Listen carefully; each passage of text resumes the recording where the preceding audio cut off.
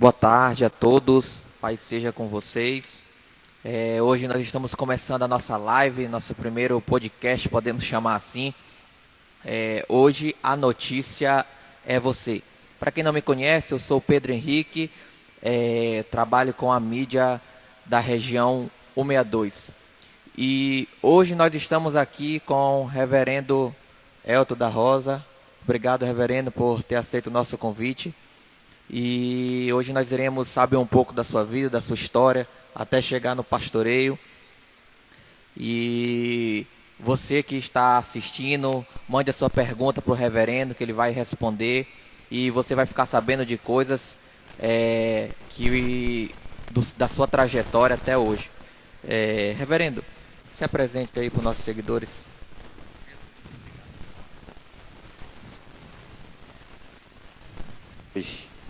Muito obrigado pela oportunidade que você me concede hoje de nós poder estar aqui reunidos junto com o nosso público, nossos seguidores aí da nossa página aqui da IEQ-Sede. Sou o reverendo Elton da Rosa, pastor titular aqui, né, da Igreja Imperatriz, da Igreja Quadrangular Imperatriz, também superintendente desta região, da região 62. Eu já quero aqui mandar um grande abraço a todos os pastores, pastoras e a você que tirou esse tempinho para estarmos juntos nesta tarde aqui. Que Deus possa abençoar grandemente sua vida e a sua casa. Pronto. Tudo tranquilo? Tudo na bênção, dá? Vamos lá, tá preparado? Com certeza. Para conversar, se abrir um pouco. Eu vou já fazer a primeira pergunta para o senhor. Já tem todo o script aqui, como a gente fala, né? Como foi a sua conversão? Como é que você chegou a se encontrar com Cristo? Foi na frente, levantou suas mãos? E aí, conte para nós um pouco da sua conversão. Bom, Pedro, a minha conversão se deu de uma forma assim inesperada, eu vou falar sinceramente para você. Porque eu acredito que a pessoa, ela pode tomar uma decisão naquele dia em aceitar Jesus como seu único e suficiente Salvador, só que quando ela sai de casa, ela não sabe. Eu vou sair aqui, né? Pode ter acontecido com algumas pessoas, mas comigo particularmente isso não aconteceu.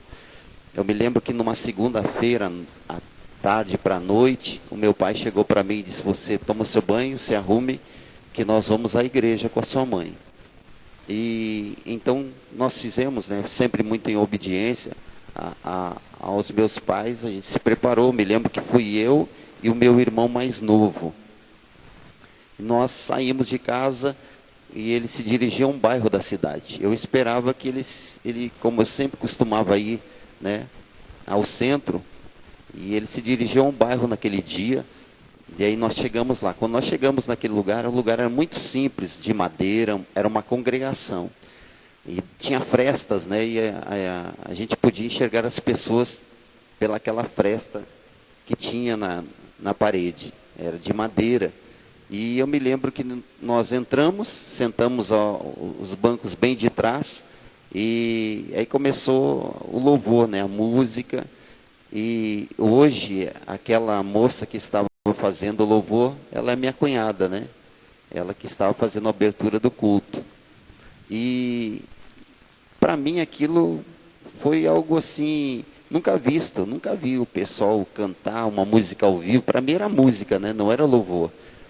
Batendo palma. Naquele dia não era um acústico, né, que a gente diz voz e violão, era voz e palmas. Não tinha músico, não tinha banda, não tinha canto, era só no gogó. Só no gogó a irmã da pastora, né? E aí o povo alegre, era notório no rosto das pessoas, a alegria, o entusiasmo das pessoas adorando a Deus, né, com as palmas, cantando, dançando. E para mim aquilo ali era algo do outro mundo. Eu me lembro que eu até debochava, eu ria, né? Que povo louco, né? Que povo doido esse aqui, né? Aí veio a palavra, eu me lembro como se fosse hoje. João 3,16 foi o texto que o pastor leu, né? Que Deus amou o mundo de tal maneira que entregou o seu Filho unigênito para que todo aquele que nele crê não pereça, mas tenha a vida eterna. E falou de um Deus de amor, de um Deus de misericórdia, de um Deus que amava as pessoas, de um Deus que queria ajudar as pessoas. Me foi aquele dia anunciado este Deus. E aquilo a palavra já estava entrando no meu coração. Para finalizar, quase ao final do culto, chegou um moço com um instrumento nas costas, e o pastor disse assim, está chegando o irmão José de viagem, né? Por isso ele não estava aqui, mas eu vou dar uma oportunidade para ele cantar um hino. E aquele moço ligou o instrumento e cantou uma canção com o nome Agradecimento, dos Canarinhos de Cristo, né? A canção fala, né, que o amor dele, que a graça dele, tudo em sequência, como se aquele moço tivesse ouvido a mensagem. E mesmo eu tendo 14 anos, aquela canção me fez refletir da minha vida, né, as coisas que estavam acontecendo, eu valorizar, eu ser grato pelas coisas. E aquela canção cantada por aquele moço transformou minha vida naquela noite. Que quando eu saí de casa, eu não entendia o que era aceitar Jesus, eu não entendia como é que fazia para me tornar uma daquelas pessoas. Eu sei que foi como uma flecha, a mensagem e aquela canção no final. Que eu saí daquele lugar, entrei no carro e disse aos meus pais, quando que a gente vai vir de novo? Quando que tem de novo, né? A igreja? Eu disse, quando que tem igreja de novo? Aí eles disseram, nós vamos voltar. E aí, na sequência,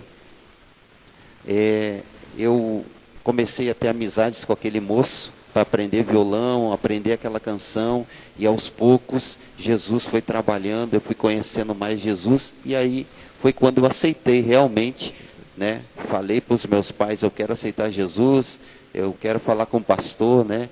E aí foi no ano de 1990 que realmente eu aceitei Jesus como meu Salvador.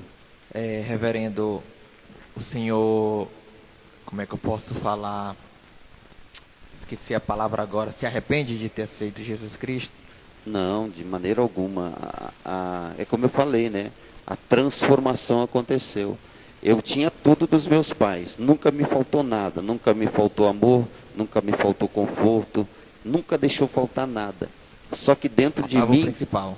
Só que dentro de mim era algo que eu não sabia explicar, o que faltava.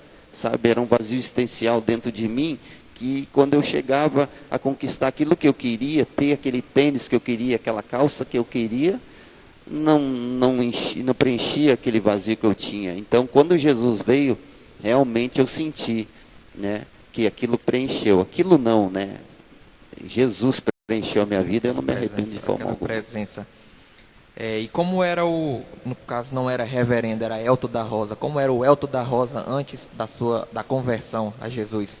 Então, Pedro, como eu falei, nunca faltou nada dentro de casa. Às vezes nós, como filhos, somos muito ingratos, né?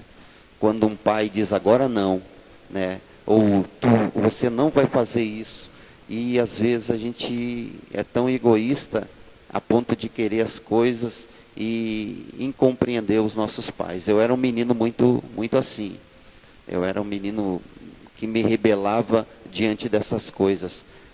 Meu pai e minha mãe nos deram uma boa educação, trabalharam, a gente viu sempre o exemplo deles trabalhando. Meu pai, vendedor de verduras na rua, minha mãe, ela, empregada doméstica em 2, 3 lugares para dar assistência para a família, mas porém eu sempre aquele filho reclamão, sempre aquele filho que dava uma preocupação para os pais. Claro que eu nunca tive uma influência, vamos dizer assim, maligna, uma influência tão negativa. Eu nunca fumei, eu nunca bebi, eu nunca cheirei nenhum tipo de entorpecente, né? E Deus me livrou, eu posso dizer assim, que Deus me livrou disso tudo, me preparando, né? Não que Deus não possa transformar a vida de uma pessoa que é usuária porque a palavra diz que onde abundou o pecado, superabundou a graça. Deus que faz a obra, Deus que transforma. Mas o Elton, antes de Jesus, era aquele menino que sempre estava pensando que os seus pais não amavam, que os seus pais não davam tempo para ele, entendeu? E eu procurava sempre chamar a atenção de uma forma que trazia tristeza para os meus pais. Era um menino que às vezes saía da escola, vinha chutando pedra, jogando uma bolinha de gude e perdia a noção do tempo, chegava em casa 1 hora depois. E meus pais estavam preocupados, né?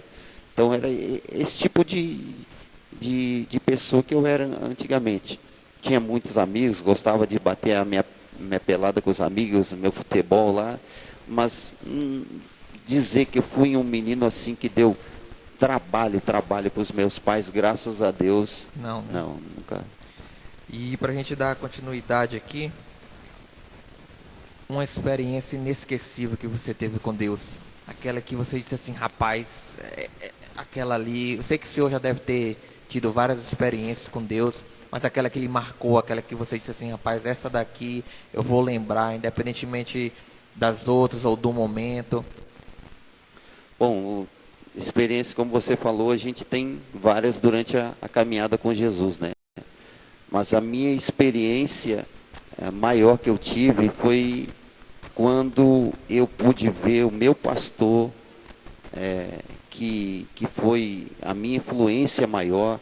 Eu deixo aqui um beijo para a pastora Dalva Fagundes, a minha pastora, né? O meu pastor hoje dorme no Senhor, reverendo Moacir da Rosa Fagundes.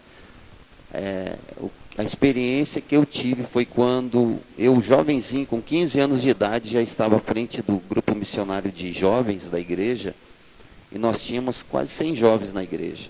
Só que eu era novato, e sempre quando você é novo numa igreja, sempre tem aqueles que já estão há mais tempo, e eles vê uma pessoa tão nova na igreja, já numa posição de liderança, desperta o ciúme, né? Como em qualquer outro lugar, é o normal da vida. Isso a gente não pode fugir.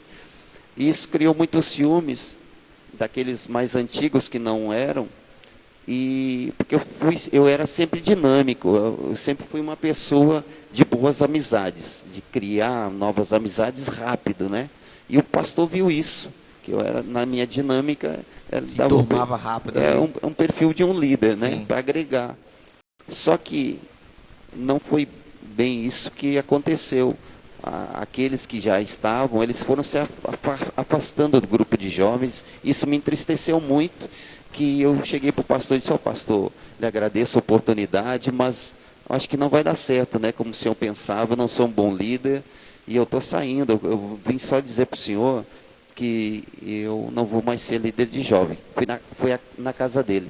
E ele disse, então vamos fazer assim, Elton, vamos marcar um dia na igreja com a juventude, e eu vou lá e nós vamos escolher um novo jovem, novo líder de jovem. Eu disse, muito bem, meu pastor.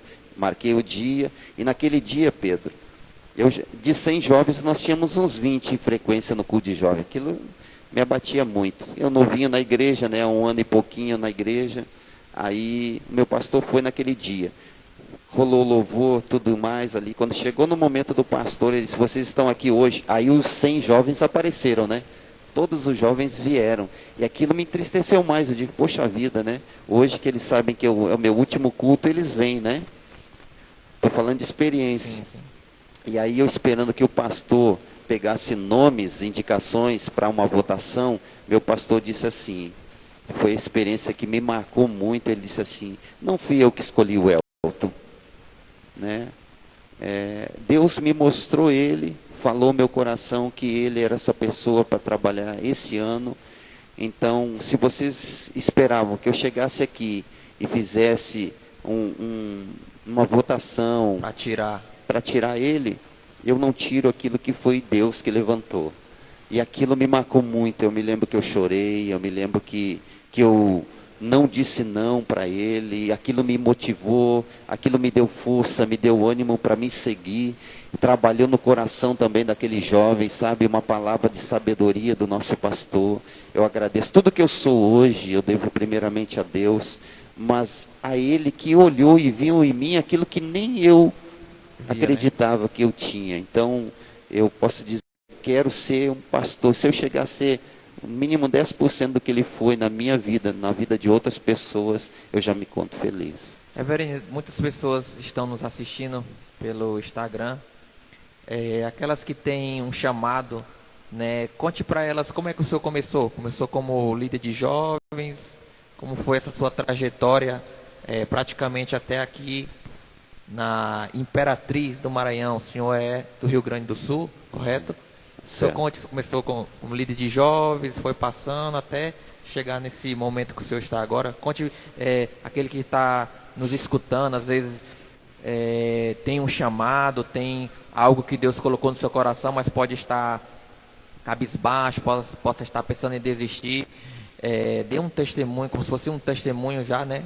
Subindo de jovens até aqui. Conte um pouco para nós essa sua trajetória. Bom, Pedro, para mim a trajetória foi muito rápida, sabe? Foi uma ascensão muito rápida, assim. E a minha mãe conta que quando Deus falou com ela, a meu respeito, ele falou que Deus falou a ela que ele havia gerado dentro dela um instrumento da qual ele usaria nas suas mãos e que ela não se assustasse da forma rápida que seria, né? Isso quando ela estava me gerando. Então, logo que eu me converti de 14 para 15 anos, depois já me tornei líder de jovem, passei no diaconato, né? Fui no diaconato, participei de grupo de casais, grupo de homens. Eu fiz o laboratório todo dos nossos grupos e departamentos que a Igreja Quadrangular tem. Passei por todos eles, antes mesmo do ministério, porque eu nunca pensei em ser pastor. Nunca passou na minha cabeça eu me tornar um pastor. Quando eu me inscrevi com 16 para 17 anos para o ITQ, eu precisei da assinatura do meu pai, porque eu era menor de idade. Senhor, só lhe cortando, o senhor sempre foi quadrangular? Sempre fui, eu tive o meu berço católico, né, com a minha voz, princípios, eu trago princípios de obediência aos pais, tudo berço católico, né. Isso me deu uma base muito grande, né? Eu louvo a Deus por esse tempo também. Mas quando eu fui na minha infância para adolescência, eu conhecia Jesus, né?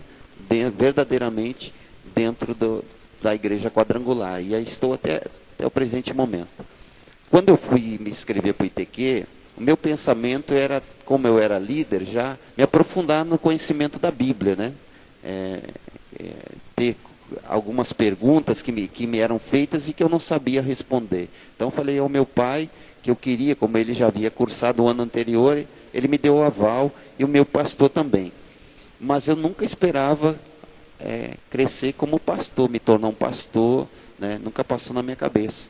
E aí, nisso, veio um momento muito decisivo para mim, que eu disse assim, é isso que eu quero me tornar um pastor. Sempre na figura do meu eu tive o meu pai na fé que me batizou, o reverendo Manuel Teixeira, quero deixar um abraço a ele, um beijo para ele também, para a pastora Marisa Teixeira, mas logo depois de ser batizado, a congregação que o meu pai me levou lá no início que eu falei, se emancipou como igreja, e eu fui para lá. Foi lá onde eu conheci a minha esposa, a família da minha esposa, que congregavam tudo lá naquele bairro. E lá eu vi a figura novamente do meu pastor. Meu pastor era militar, e ele ia fardado, né? Saía do exército e ele ia para o bairro. Ele fazia visitas, ele evangelizava. E em uma dessas vezes eu vi ele. E quando eu vi a figura do meu pastor fardado no bairro, visitando, eu disse, é isso que eu quero.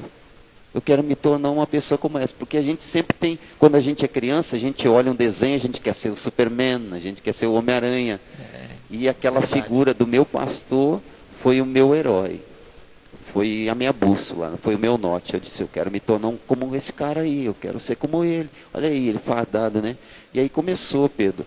Aí ele também me deu a oportunidade de me levar à convenção, me tornar um obreiro credenciado, que é o primeiro nível, né, do Ministério Quadrangular, e assim eu cresci. Ele foi me dando oportunidades para pregar na igreja, fazer cultos menores. Chegou o ponto que ele me chamou para auxiliar ele, né, me remunerando com combustível, para me fazer visita. Ele me investiu em mim. Foi um pastor que investiu em mim, que acreditou em mim, e sempre disse assim, Elton, você vai chegar longe, você vai galgar postos, Deus vai te abençoar. Nunca, mesmo eu como, assim como o filho para o pai biológico dá trabalho, o filho na fé também ele dá um trabalho para o pastor, porque às vezes ele é tão afoito em querer fazer as coisas, que o pastor diz assim, não, filho, tem que parar, você tem que dar um tempo, né? Não, Segura um pouco. Você está passando do seu limite, né? Porque o pastor é como um teto, ele está dando uma cobertura para a gente. Então a gente vai bater nesse teto, a gente tem que respeitar. E às vezes eu queria sobressair o meu pastor. E ele com inteligência, com sabedoria, com muito amor, né? Ele chegava e dizia, filho, não é assim. Então ele foi fazendo a dosagem certa para que eu não me ferisse, para que eu não me frustrasse, que não acontecesse aquilo que aconteceu lá com a juventude, acontecesse. Claro que teve alguns acontecimentos, mas a gente já soube administrar melhor. E aí a gente veio. Quando teve a oportunidade para mim começar, eu comecei lá no Paraná, uma cidadezinha chamada Ibema, junto com meu cunhado, com a minha cunhada, auxiliando ele, começamos lá. E lá realmente a gente pôde ter experiências mais profundas, né? Experiência de ser totalmente dependente de Deus, porque aí nós já havíamos deixado o trabalho, já havíamos deixado família, amigos, cidade natal, a cultura, e aí a gente começou a viver realmente o que é ministério, o que é realmente ter uma vida de dependência de Deus. Claro que aí teve as outras igrejas, né? Se eu for falar para você assim, depois do Paraná, nós andamos em mais 4 igrejas, Cascavel, Ubiratã, Guaraniaçu, que tem seguidores, né, que a gente passa por esses lugares, como rede social hoje, a gente tem contato com essas pessoas, né? Até algumas podem estar assistindo. Depois, retornamos para o Rio Grande do Sul, como eu falei para você ontem, para cuidar do meu sogro, pai da pastora. Voltamos, lá auxiliamos o nosso pastor, porque aí nós deixamos a igreja onde estávamos, fomos cuidamos até o final da vida dele, e depois nos deu outra possibilidade de auxiliar o nosso superintendente regional, bispo Padovan, pastor Elaine, mandar um beijo, um abraço também para eles, sempre presente da nossa vida ministerial, nossa caminhada, e através do bispo Padovan se deu a oportunidade também de recomeçar no Rio Grande do Sul. Ernestina, na região Planalto do Rio Grande do Sul, Ernestina, depois fomos a Passo Fundo, tornamos para Uruguaiana, onde nós trabalhamos na região que o bispo Padovan, né? Voltamos a trabalhar ele como meu superintendente, e aí houve a oportunidade, Pedro. Eu acredito que Deus, ele age de múltiplas formas, né? E aprove a Deus que o pastor que estava no Piauí, em Teresina, queria retornar ao Rio Grande do Sul, para a cidade onde eu estava, para cuidar da sua mãe no final da sua vida, cuidar da doença da sua mãe, e eu estava lá, né? Ainda com vigor, me sentindo bem para um novo desafio, né? Para uma nova experiência. Conversei com a pastora se ela estava afim, e uma frase que a pastora Sandra me disse, quando eu perguntei a ela se ela estava disposta, né, que a gente estava num trabalho consolidado, né, e foi aquele convite para nós. E ela disse assim, amor, onde você estiver, eu estou bem. E aquilo me deu um gás, né? E a gente disse sim para essa transferência. Viemos agora no ano de 2019, mês de maio de 2019, para Teresina. Tiramos 7 meses. Quando teve também esse convite para nós virmos para a Imperatriz. Então, nós aceitamos, viemos para cá, estamos aqui já 2 anos e 4 para 5 meses, e agradecemos a Deus por tudo que Deus tem feito, e até aqui tem nos ajudado, Senhor. Amém. Reverendo, a sua história é muito bacana, muito Amém. boa, você que está escutando, não está aqui escrito, mas o que faz o homem largar tudo, aceita Jesus e sai da sua terra natal, da sua cidade natal e vem para a Imperatriz do Maranhão, não sei quantos quilômetros, fazer a obra de Deus? Diga para nós. O que nos motiva, eu acho que é o ponto principal do ministério de um pastor, é querer fazer mais. Não porque no local onde você esteja não tenha coisa para fazer, mas o que nos motiva são os desafios, e o Nordeste, visto pela região Sul, é uma região onde tem essa deficiência, entendeu? Na questão de crescimento, né? De desenvolvimento. Nós víamos isso. Eu tinha essa visão particular, mas quando cheguei no Piauí, quando cheguei no Nordeste, eu vi que tudo aquilo que a mídia, sabe, passava, não tinha um pingo de verdade. Bem desenvolvida, sabe, pessoas inteligentes. Então, quando eu cheguei aqui, eu já vim preparando o psicológico da pastora e o meu, que nós chegaríamos, que teríamos muitas dificuldades e a gente encontraria um povo muito necessitado, sabe? Tanto de material como de calor humano, né? Como de palavra. E aí nós chegamos, a gente viu uma realidade diferente. Então a gente veio para fazer missão, para sair das quatro paredes, para trabalhar, né? Algo a mais assim dentro do mato, esse tipo de coisa, né? E a gente veio com essa intenção. O que nos motivou a vir é fazer um trabalho além daquilo que nós já estávamos fazendo. Então, sempre o trabalho pastoral, o ministério de uma pessoa, ela está sempre motivada em fazer a mais. Qual é esse o mais? É realmente evangelizar mais, é ganhar mais pessoas para Jesus. E, como eu te disse, nós nos achávamos bem de saúde, né? Para virmos para cá, aceitar esse novo desafio. Então, foi assim que a gente veio. Sabemos que o nome pastor ele é muito forte, né? Pedro, eu creio que pastor, o nome pastor é isso. Explica um pouco para a gente o que é que o senhor pode definir o pastor em si. Bom, a Bíblia fala que o bom pastor, ele dá a vida pelas ovelhas. O pastor, na época bíblica, o pastor, ele conduzia as ovelhas, ele cuidava das ovelhas, né, no campo. Ele era a porta, como quando a palavra de Deus diz que o bom pastor dá vida pelas ovelhas, que o curral, o aprisco, ele não tinha porteira. Quem ficava na porteira para defender as ovelhas dos lobos era o pastor. Ele deitava-se como uma porteira, ele era a porta do aprisco. E se vinha algum lobo, algum animal ali, para sucumbir, para matar alguma ovelha, o pastor tinha que lutar, né? O pastor cuidava. E eu vejo que a palavra pastor hoje está tão banalizada que todo mundo quer ser pastor. Me perdoe, eu estou falando isso por mim, não estou falando por ninguém, estou falando por mim. Então a palavra hoje pastor, ela está muito banalizada, né? As pessoas hoje exigem esse título. Elas querem ser chamadas antes do seu próprio nome. Se tem a honra, se tem a honra. Mas o pastor realmente é aquele que se preocupa, é aquele que ele tira o tempo, né? Que dá a vida pelas ovelhas. É aquele que ele vai dividir aquele fardo, ele vai ouvir, ele vai falar, ele vai tirar o tempo, porque o tempo dele não é só mais dele, ele tem uma igreja, ele tem a sua membresia, o seu rebanho para cuidar. Então eu me preocupo muito com isso. Esses cabelinhos brancos, né, essa barba branca, é um exemplo disso, que a gente se preocupa com as pessoas.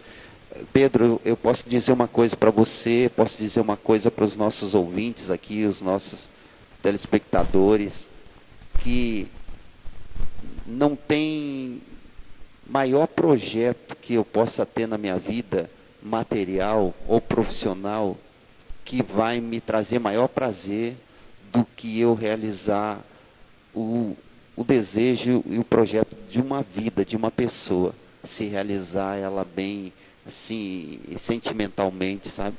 Eu posso adquirir o melhor carro, a melhor casa, a empresa de sucesso que eu tiver, ela não vai ter, assim, uma maior influência na minha vida como sucesso do que eu realizar, sabe, a satisfação de uma pessoa. Então, o projeto, o material, ele está, para mim, ele está abaixo de eu realizar o pessoal de uma pessoa. Então, para mim, ser pastor é um prazer, ser dispenseiro da graça de Deus. Não tem coisa melhor do que uma pessoa chegar para você e dizer: muito obrigado, meu pastor. Obrigado porque o Senhor esteve comigo, obrigado pela sua palavra. Então, isso é o realizar de um pastor, né? Acho que o pastor se resume nisso, em ver o seu rebanho bem. E o Elton da Rosa, pai, esposo, como o senhor pode falar um pouco para a gente? A gente já ouviu da parte ministerial, até aqui como o senhor chegou, sua conversão. Agora, o homem, separando um pouco do pastor, do reverendo. Eu acredito que hoje só estou aqui onde eu estou por causa da minha família, por causa da minha esposa, por causa dos meus filhos, e tudo que eu faço é voltado para eles. Faço para Deus com amor, mas eu hoje com convicção assim, eu faço pensando nos meus filhos, pensando na minha esposa, porque uma falha minha, eu sempre estou dizendo, você é membro aqui, né, junto com a gente, trabalha, é líder aqui junto com a gente, você sabe que eu estou sempre dizendo no altar, se eu chegar um dia aos céus, eu não reconhecer minha família lá, é que eu não tive êxito. Eu, com certeza, eu fracassei na minha caminhada com Jesus aqui na terra. E hoje, ser pai, né, dos filhos que eu tenho, do Mateus, da Cássia, hoje eu sou vovô, com 47 anos, tenho o Miguelzinho, de 6 anos, tenho a Rebeca, de 2 anos e meio, vai fazer. Pedro, o mês que vem, a gente está fazendo 28 anos de... 29 anos de casados, dia 4 de junho, 5 de junho, dia 5 de junho, 29 anos. 29 anos não são 29 dias, né? Então é uma vida que a gente passou tantas coisas, como qualquer um casal passa, tantas adversidades, dificuldades, atritos de casal, sabe? Mas sempre procurando entender um ao outro. Eu acho que esse foi o diferencial para que, e é o diferencial para qualquer casal que quer viver uma vida duradoura no seu matrimônio, de compreender um ao outro, de às vezes ter aquela resenha, mas se calar, ficar com o rosto franzino assim, né? Mas não sair para a ignorância. Então hoje, eu, Elton, marido, sou realizado. Sou realizado como minha esposa, sou realizado como marido, como pai, então, né, vendo a minha filha no ministério, com meu genro trabalhando, sendo pastores, o meu filho também desempenhando um papel na vida profissional dele, como ele tem, ativo, né, sempre guerreiro também. Então eu me sinto realizado na família que eu tenho, né, agradeço a Deus pela família que eu tenho e a família que Deus me colocou, né, que foi a igreja, a sede de Imperatriz, que é uma família que eu amo também, e eu quero mandar um beijo aqui para toda a nossa membresia aqui da igreja sede. Bom, reverendo, muito bom saber, porque às vezes a gente fica, tem esse contato diário, mas às vezes algumas coisas, nesse bate-papo a gente aprende, entende, conhece, né, e o senhor falou do homem, do pastor, da sua caminhada, da sua trajetória até agora. E o senhor falou que antigamente era só praticamente no gogó. E hoje essa geração, o que é que o senhor acha que falta nessa geração para ser impactada pela presença de Deus? Algo que lá atrás poderia ser bem mais visto, esse poder de Deus, e hoje pode ser que esteja um pouco sumida, apagada. Qual é um versículo que o senhor possa deixar para essa geração, para essas pessoas que estão lhe escutando, o que o seu coração falar para a gente? Pedro, que Deus, a palavra do Senhor em Hebreus, né, 13:8, que é o lema da nossa igreja, fala que o nosso Deus não mudou. Ele é o mesmo ontem, hoje e eternamente. E as gerações, claro que elas são outras. Eu acho muito interessante os judeus, eles ensinam, né, o passado, a família, né, a história, né, do povo hebreu, e eles levam de geração em geração. A nossa geração de hoje, claro que ela não é como a minha, como a sua. A geração de hoje, ela é a geração, e eu não quero que menosprezar, que eu estaria desfazendo aquilo que Deus coloca nas nossas mãos. Mas o nosso público, a nossa geração de hoje, os nossos jovens de hoje, é muito artificial. É aquela coisa do momento, né? Do agora. Eu poderia dizer assim, é a geração de Esaú, que quer satisfazer o agora, não importa o amanhã, o que aconteça, quero o agora. E que eu posso dizer, o que falta para essa geração hoje, Pedro, é palavra. O que falta para essa geração é querer conhecer a Deus. E como nós vamos conhecer a Deus? É através da leitura da palavra de Deus. Né? Conhecereis a verdade e ela vos libertará. Libertar não quer dizer a pessoa leva para figura, quando dizem libertação, leva para demônio, leva para isso, mas levar às vezes para uma libertação de um espírito de inferioridade, do menosprezo, sabe, do abandono, se libertar dessas coisas que o prendem e ela sendo liberta disso, fazer com que elas possam ter uma perspectiva de dias melhores, de avançar, sabe, de concretizar os seus projetos. Então o que falta hoje é conhecer a Deus, porque nós somos de uma geração onde nós tínhamos escola bíblica dominical, tínhamos seminários de palavra, né? E hoje a gente vê os nossos jovens, eles procurando muito aquela água, né, rala, não se aprofundar, né? Que a palavra de Deus fala dos joelhos, né?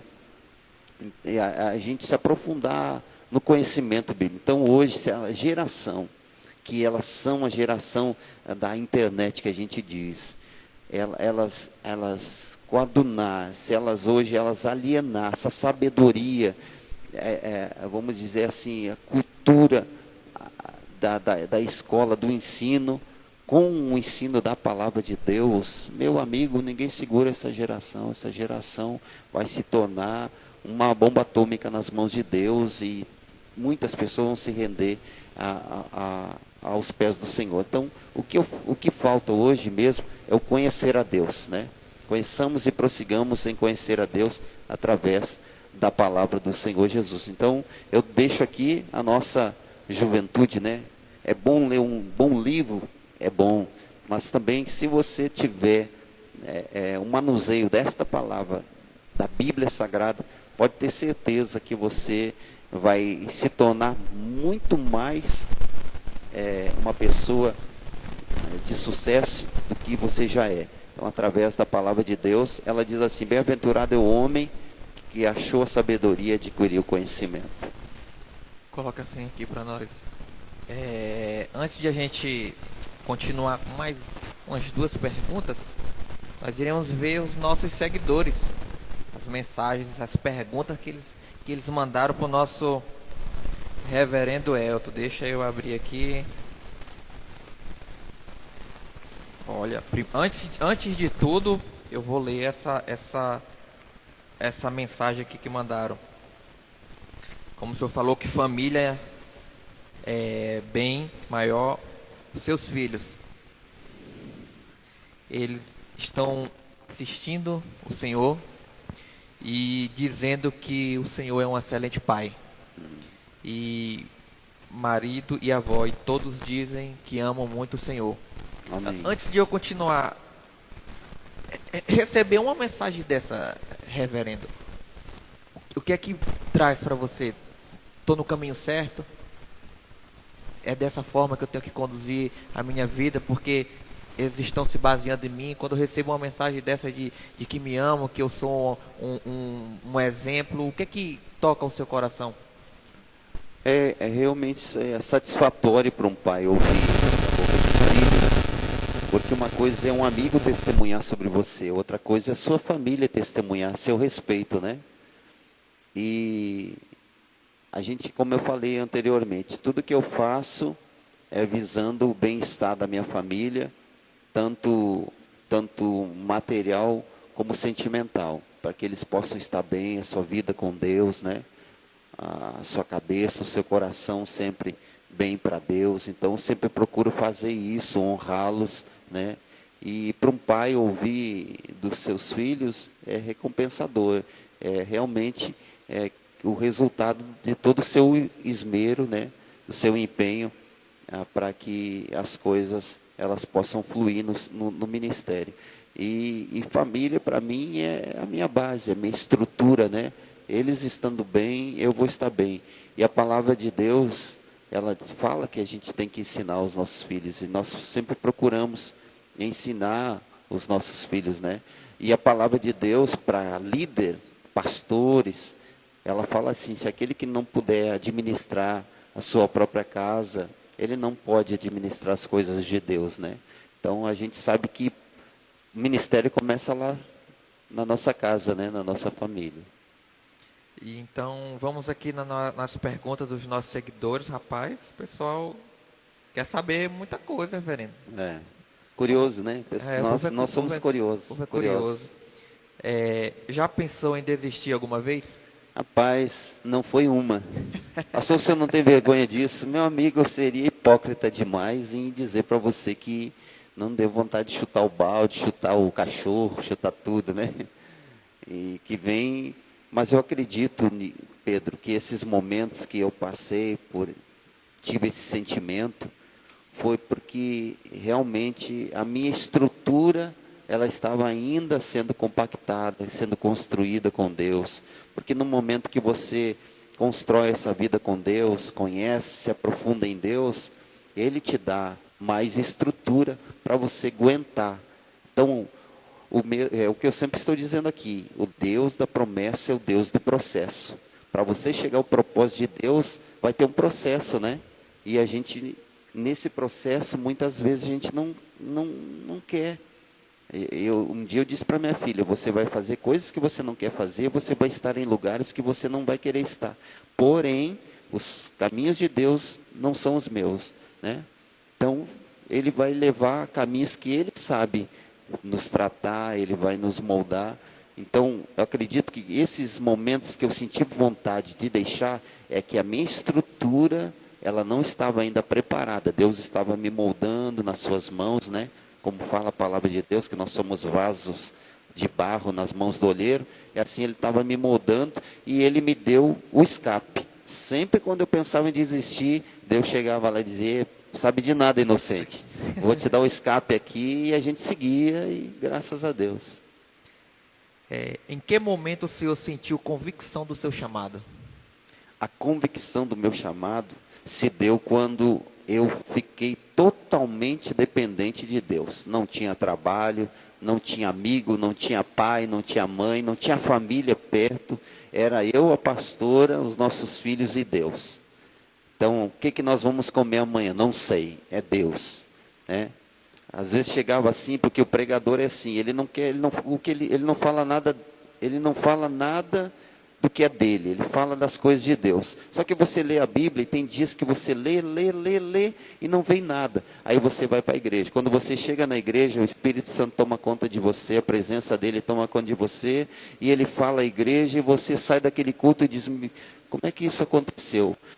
Por quê? Foi totalmente dependência de Deus. Então, a convicção do meu chamado veio quando realmente eu fiquei totalmente, né, na dependência dele, para vestir, para comer, para calçar, né, e aquilo também que a gente ministra para o povo. E aí quando as coisas começaram a fluir, né, porque Deus usa canais, né, e como Deus começou a fluir através de nós, realmente eu pude ter certeza que era aquilo que Deus tinha preparado mesmo para me ser. E, reverendo, tem mais aqui, tem muitas perguntas. Qual a parte mais difícil do ministério pastoral?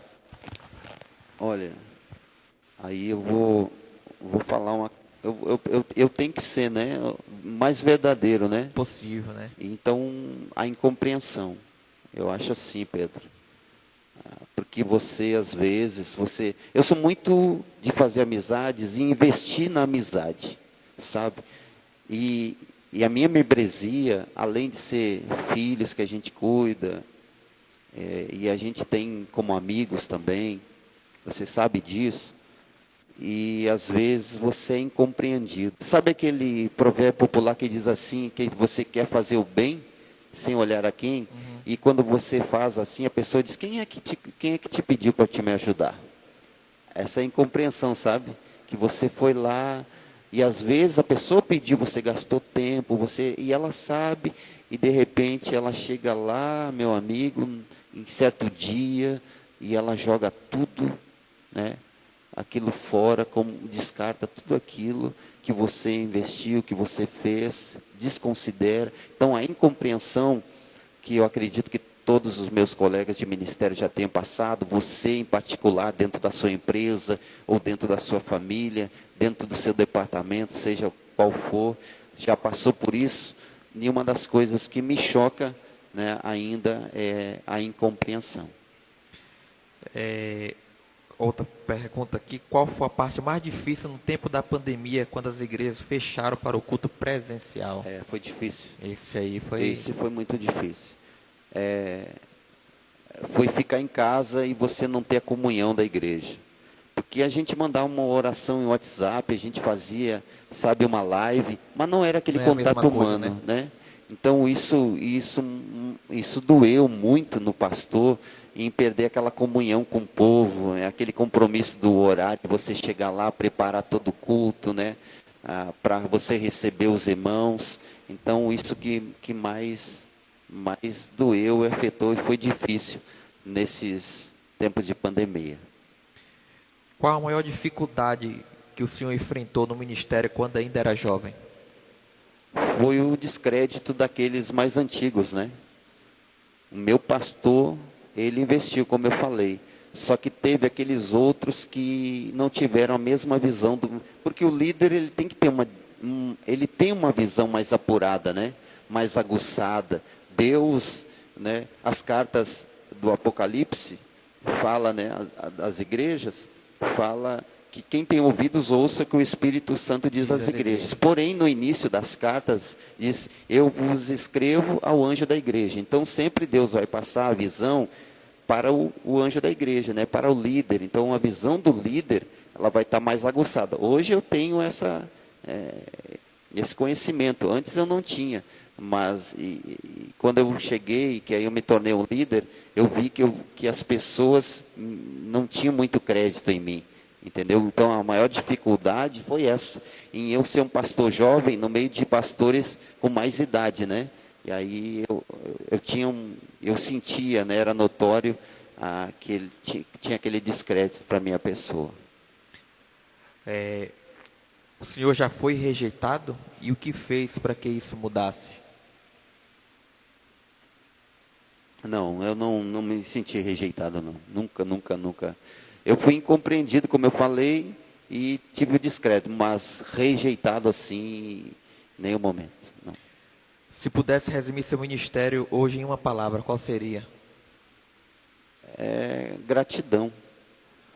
E se nós tivéssemos que começar tudo de novo lá atrás, já fizeram essa pergunta para nós voltaríamos, porque é muito bom ver tudo que Deus fez até o dia de hoje na nossa vida. Então, a nossa palavra é gratidão.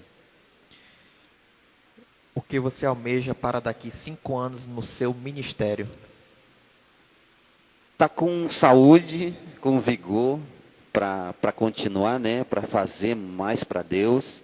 Daqui a 5 anos eu quero poder estar aqui ainda no Maranhão, ver essa igreja, Pedro, a igreja sede, a igreja mãe do Maranhão, da qual nós somos pastores hoje. A gente quer ver 3 reuniões nos domingos aqui, a gente sonha, e a palavra de Deus diz, assim como a sua alma imagina, assim será. Então, daqui a 5 anos eu quero usufruir de 3 cultos no domingo, sabe? Eu quero ver muitas famílias salvas para a glória de Cristo. Qual a frase ou pensamento que você usa todos os dias na sua vida e por quê? A frase de Paulo, posso todas as coisas naquele que me fortalece. Porque o pior perdedor é aquele que perde para si próprio. Então eu profiro essa mensagem, essa frase de Paulo, né? Profetizando sobre mim mesmo, que eu sou mais que vencedor. Qual mensagem você mandaria para aqueles que ainda não aceitaram Jesus? O que eu falo para aqueles que não aceitaram Jesus, que ainda é tempo, né? Que ainda é tempo de você aceitar Jesus, e quem sabe você possa dizer, para que eu tenho que aceitar Jesus? Eu digo para você para que você tem que aceitar Jesus. Você deseja morar no céu, a Bíblia diz, né, que aquele que crê no Senhor Jesus Cristo e aceitá-lo como único e suficiente Salvador, né, for batizado e será salvo. É a única forma de nós herdarmos as mansões celestiais, é ter Jesus, é aceitar, reconhecer. Quando nós reconhecemos que Jesus como nosso Salvador, que Ele morreu por nós, nós estamos reconhecendo que nós somos dependentes e carentes.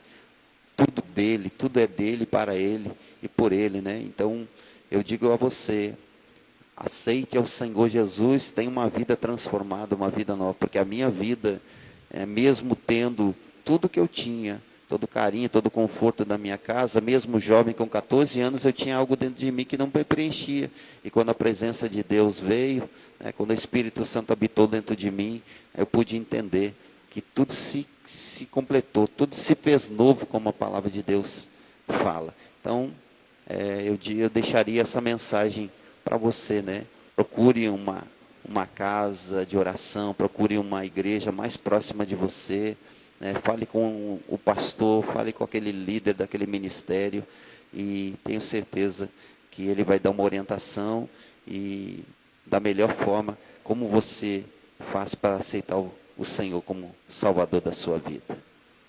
Tem muitas perguntas, reverendo. Eu estou selecionando porque é o que mais motiva a seguir.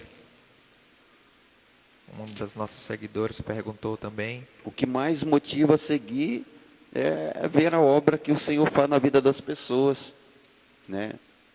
Então, você que já teve, você que já recebeu, estou falando agora com pessoas cristãs, que receberam uma virtude, uma graça, uma unção na sua vida e ficar guardada para você, eu acho que seria muito egoísmo, né, da parte dele. Então, quando você vê Deus trabalhando através da sua vida, na vida de outras pessoas, vendo uma obra sendo realizada na vida de outras pessoas, deixando do vício, deixando daquela velha vida, você se motiva cada vez mais. Então, o que me motiva a seguir em frente, a fazer mais, é realmente ver a obra redentora da cruz na vida das pessoas. Reverendo, eu lendo essas mensagens aqui, nós estamos aqui num papo aberto. Eu vejo que as pessoas elas perguntam muito na questão de seguir em frente, né? Qual é a dificuldade, o que é que você faz para não desistir. E eu vejo que as pessoas elas veem o Senhor, né, porque estão nos assistindo, como é que se diz, um alicerce, né, para poder tragar o seu caminho, né, como é que eles estão se baseando bastante no seu caminho, e isso é muito importante, essa conversa, porque você explica o decorrer da caminhada, e não só o momento difícil, mas os momentos bons, que o Senhor está até aqui. E eu tenho certeza que até aqui tem valido a pena. E uma pergunta que diz, se você pudesse voltar ao passado, mudaria o quê? Rapaz, eu mudaria o meu temperamento. Porque eu perdi muito tempo, Pedro, sendo afoito em muitas coisas, sabe? É como eu disse para você, a estrutura Deus foi me dando no transcorrer da caminhada com Ele. Então, eu acredito assim, se eu fosse um pouco mais obediente, se eu fosse um pouco menos afoito, bravo nas coisas, ríspido em outras coisas, eu acho que eu ia adquirir muito mais, né? Eu iria adquirir muito mais conhecimento, teria granjeado mais amigos, né? Então, eu mudaria isso, né? Mas eu acredito que Deus me forjou, Deus mudou muito. Claro que Ele está sempre, né, transformando a gente, mudando. A gente não é uma obra completa. No dia que a gente se tornar varão da estatura perfeita, nós com certeza não estaremos mais aqui, né? Deus vai nos... Mais uma pergunta, quando e onde começou a sua vida cristã e quem foi a pessoa que ganhou ou discipulou o Senhor no início? Bom, quem começou em 89, final, cabeceira do ano de 90, a pessoa que me ganhou para Jesus foi minha mãe, né? eu dou os créditos à minha mãe, até ela está assistindo a gente aí. Tá. Um beijo para Maria Gelsi, lá no Alegrete, no Rio Grande do Sul. E foi minha mãe, foi ela que fez os convites para mim ir à igreja, né? Ela que me levava. Então, se não fosse através dela, eu não teria conhecido a igreja, conhecido os irmãos, conhecido a Jesus. Então, ela se iniciou lá, em 1990, na cidade de Alegrete, no Rio Grande do Sul, no bairro Prado, né? Com o pastor da congregação era o pastor Ivarez Medeiros, né? Então, mandar um abraço para toda essa galera aí. Deixei essa daqui por último. Se o senhor tivesse a oportunidade de estar face a face com Jesus, o que o senhor faria? Ou falaria para ele? Rapaz, eu acho que eu posso até dizer o que eu faria, mas eu cairia de joelhos, né? Eu acho que eu cairia de joelhos, Pedro. Não me faltaria palavra, mas eu acho que seria obrigado, né? Obrigado por ele ter morrido por mim. Como a gente diz, né? A gente diz assim: eu não pedi para Jesus morrer por mim, mas se não fosse o amor dele por nós, meu amigo, e a ingratidão nossa, nós nunca o aceitaríamos. Mas o amor de Deus nos constrange a cada dia, né?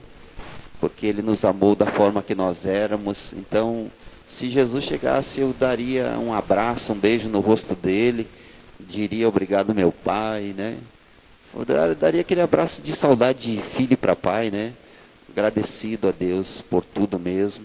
E louvo a Deus por hoje. Hoje eu sei a pessoa que eu sou, porque eu não sei, Pedro. Eu não sei o que eu seria sem o Senhor Jesus. Eu não sei se eu estaria vivo. Eu não sei se vivo eu estaria, se eu daria orgulho para os meus pais. Então hoje, como eu sou, eu sei que ao menos tem pessoas olhando para mim, se espelhando. Por quê? Porque Paulo diz assim: sede meus imitadores, como eu sou de Cristo. Então, hoje você ter uma pessoa como espelho não é pecado, é bíblico, né? Então, Paulo, ele olhava em Jesus, ele dizia aos seus discípulos, aos seus seguidores: olhem para mim, sede meus imitadores, estou sendo imitador do maior exemplo. Então, eu procuro ser um bom exemplo, né? Então, eu louvo a Deus pelo que eu sou hoje, em poder ser o canal de bênção para outras pessoas. E sua mãe, seus pais, no caso, estão assistindo. E eles desejam bênção do Senhor sobre a sua vida. Amém. Deixei essas duas perguntas por último. Quem é Reverendo Elton da Rosa? O Reverendo Elton da Rosa é uma pessoa introvertida, ainda que pareça que não. Mas eu sou muito, às vezes, envergonhado de certas coisas. A pastora sabe disso. Ela está aqui presente. Ela sabe que eu tenho vergonha, às vezes, de muitas coisas. Por exemplo, eu ir num caixa que é uma menina que está no caixa. Ela começa a conversar comigo, eu fico inibido. Entendeu? E eu, na igreja, com outros, parece não ser, que eu sou falante das coisas de Deus. Eu chego assim, eu chego em certos lugares, com certos colegas que eu ainda não conheço, eu fico calado, né? Eu sou aquela pessoa introvertida, amigo. Como eu disse, eu gosto de investir nas minhas amizades. Eu dou a vida pelos meus amigos. Eu não desisto dos meus pais. Eu estou sempre orando pelos meus pais. Estou sempre agradecido a Deus pela vida dos meus pais. Entendeu? Quero sempre procurar fazer o melhor. Eu não aceito, sabe, em ter recurso para fazer aquilo que dá para fazer melhor e não fazer. Eu prefiro ficar sem recursos e fazer aquilo e apresentar o melhor para Deus, sabe? O Elton é aquele que vai sempre procurar investir na vida de uma pessoa, acreditar naquela pessoa, ainda que mais ali à frente eu possa ser incompreendido, que eu possa receber, sabe, de algo negativo, mas eu vou sempre olhar para as pessoas como olharam para mim. Eu sempre vou, esse Elton, as pessoas podem contar, entendeu? Então, eu sou um que não é o que estou sempre grato pelas pessoas que fizeram parte do meu ministério, os pastores, né? Os meus superintendentes, os meus presidentes, sempre estou mandando mensagem, procurando dizer, estou orando, porque é a forma que eu tenho de retribuir pelo menos ajuda, né? Tudo aquilo que eles fizeram pela gente, sabe? Então esse é o Elton comum, é o Elton que chora, é o Elton que se alegra, é o Elton que gosta de estar ali no meio dos meninos, jovens, se achando jovem, porque a cabeça, né? A mentalidade é sempre jovial, está jogando a bola ali, contando uma piadinha aqui, um caos ali. Né? Essa é a minha vida aí. E o legado que o senhor deixa para as suas ovelhas, reverendo? O legado que a gente procura deixar, Pedro, para as pessoas é de fé. Que ainda que possa ter momentos adversos, difíceis, eles possam olhar para você e dizer, poxa, meu pastor venceu. Eu passei por ele aquela dificuldade, ele conseguiu, e é deixar para eles isso, entendeu? Que o Senhor está com a gente em todos os momentos, né? Que Ele não nos abandona nunca, que Ele sempre, se Ele te deu um chamado, Ele te capacitou para você realizar esse chamado. Então, ministério nunca foi opção para mim. Eu não deixei a minha casa, eu não deixei a minha família por uma opção de ministério. Foi uma vocação dada por Deus. Deus me vocacionou, hoje eu tenho essa convicção, entendeu? E eu quero que todos aqueles que seguirem após mim, eles também possam ter isso, esse legado. Que nunca as coisas de Deus vai ser uma opção. Vai ser tudo vocacionado. Falar de Jesus é uma vocação. Anunciar os céus é uma vocação, entendeu? Nada eu vou fazer porque não tem outra coisa para fazer, não. Então eu quero deixar isso. Exemplo de fé e exemplo de convicção naquilo que Deus entregou para fazer. Muito bom, reverendo. Muito bom.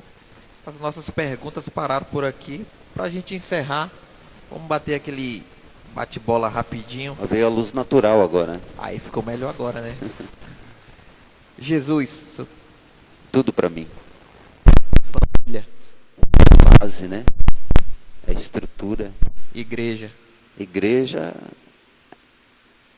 é trabalho, meu amor. É um amor que eu tenho. Legado. Legado é o sucesso. Se tiver sucesso, posso dizer que foi um legado, né? Então, aqui foi a nossa primeira live. Hoje a notícia é você com o nosso reverendo Elton. Reverendo, valeu, muito Pedro. obrigado pela Deus sua abençoe. presença. Que Deus abençoe sua vida, Valeu. prospere o seu ministério, que Ele derrame suas bênçãos sobre a sua vida. Tá bom? Amém. Então, pessoal,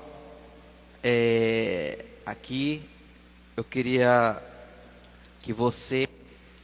As outras perguntas que nós não respondemos vai estar lá no Instagram do reverendo.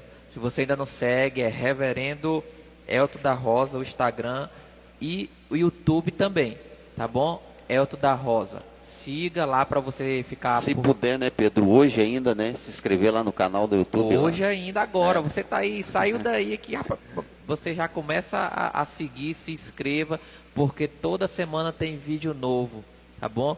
E eu queria dizer aqui para os pastores da região que você fique ligado, porque você pode ser o próximo, tá bom? Já estou aqui, já tem uma pessoa aqui que eu já estou de olho, já, entendeu? Já está sabendo que pode ser chamado, tá bom?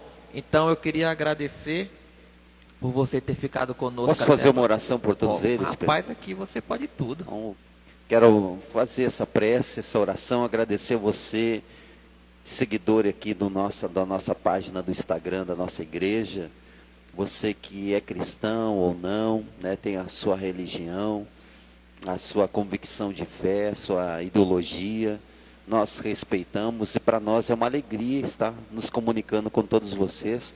Eu gostaria que neste momento você fechasse seus olhos, curvasse a sua fronte aí na sua casa e recebesse essa prece em nome de Jesus. Meu Deus e meu Pai, eu quero neste momento abençoar, Senhor, esta pessoa que neste momento está assistindo esta programação, que a tua bênção, a bênção que enriquece e não acrescenta dores, seja sobre a vida dele, sobre a vida dela, que está representando toda a sua família. Pai, que o teu manto sagrado, que as tuas mãos dadivosas estejam sobre eles, Divino Mestre, abençoando em tudo aquilo que eles fizerem, Senhor, por onde quer que eles andem, por tudo aquilo que eles façam, que eles possam, Senhor, ser bem-sucedidos nos projetos e nos seus sonhos. Eu declaro a bênção, Senhor, desde o menor até o mais avançado idade, neste dia, que eles possam ter, Senhor, um final de sábado, um domingo abençoado, no poder do nome do Pai, do Filho e do Sagrado Espírito Santo. Que assim seja. Que Deus abençoe, um forte abraço, fiquem todos com Deus.